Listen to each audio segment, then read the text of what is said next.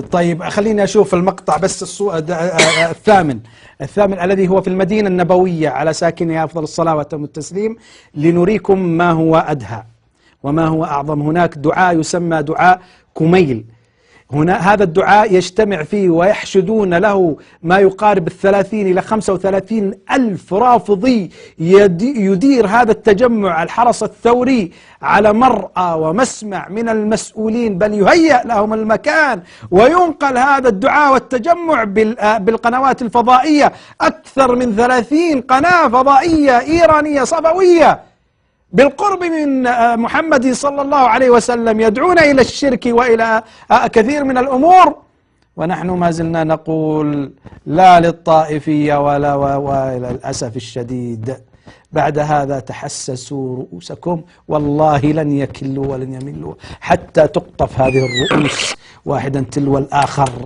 ولكن يعني هو طويل لكن الوقت ضاق، انتهى.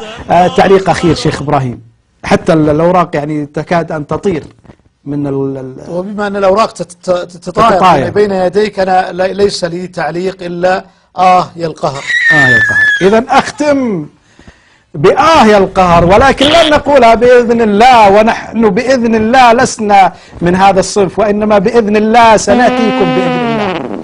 والله وتالله وبالله قلتها وأعيد تكرارها، والله لئن مكنا منكم والله والله والله لنمنعكم من مكة والمدينة، بل والله لنقطف رؤوسكم قبل أن تدخلوا مكة والمدينة، والله وأقولها وأنا محاسب عليها أمام الله سبحانه وتعالى، فإن قتلكم قربة بإذن الله تعالى عندما تقوم هذه الشركيات والكفريات التي طارت فيها رؤوس الصحابة وطار فيها رؤوس السلف الصالح وطار فيها وسالت فيها الدماء الطاهرة من السلف الصالح. يأتي مثل هؤلاء الأنجاز عباد النار يأتون إلى مكة والمدينة. يا الله يا الله، ماذا نشاهد في مكة والمدينة؟